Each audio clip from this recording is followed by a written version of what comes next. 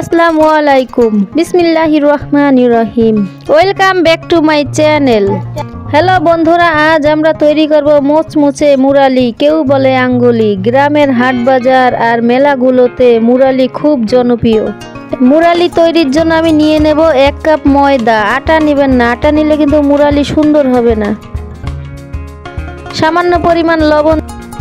এই ময়দার মাঝে দিয়ে দেব 2 টেবিল চামচ চিনি, দিয়ে দেব 3 টেবিল চামচ রান্নার সয়াবিন তেল। সবগুলো উপকরণ আমি সুন্দর করে মেখে নেব।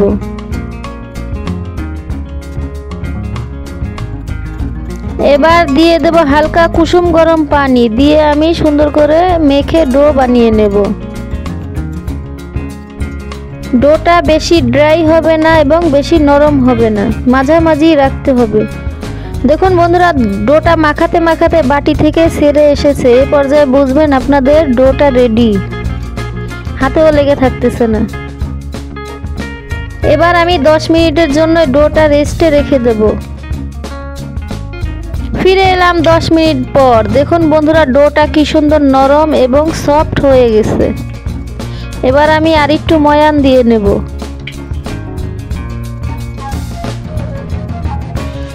এই ডোটাকে আমি 2 ভাগে ভাগ করে 1 ভাগ নিয়ে নিয়েছি। এটা আমি রুটি বেলে নেব। উপরে সামান্য পরিমাণ ময়দা দিয়ে এবার আমি বেলে নেব।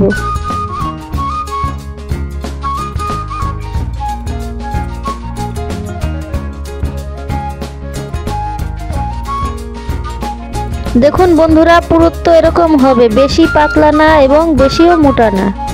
এবার আমি লম্বা লম্বি করে কেটে নেব। দেখুন বন্ধুরা কিভাবে আমি কেটে নিয়েছি, বেশি মোটা না এবং বেশি চিকন না।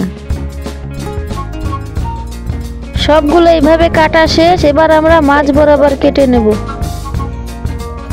দেখুন বন্ধুরা, এইভাবে এক একটি করে আমি উঠিয়ে নেব। এবার আমি চলে যাব চুলার কাছে। একটি ফ্রাই প্যানে আমি সয়াবিন তেল দিয়ে গরম করে নেব। এই গরম তেলে এক একটি করে মুরালি আমি দিয়ে দেব। চুলার আঁচ আমি লো ফ্লেমে রেখে ভেজে নেব।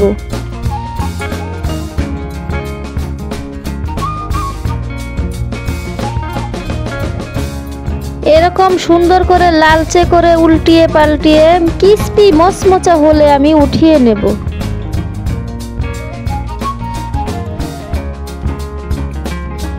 এবার আমরা শিরা তৈরি করে নেব। একটি কড়াই আমি 1 কাপ দিয়ে দেব চিনি এবং দিয়ে দেব 1/2 কাপ পানি।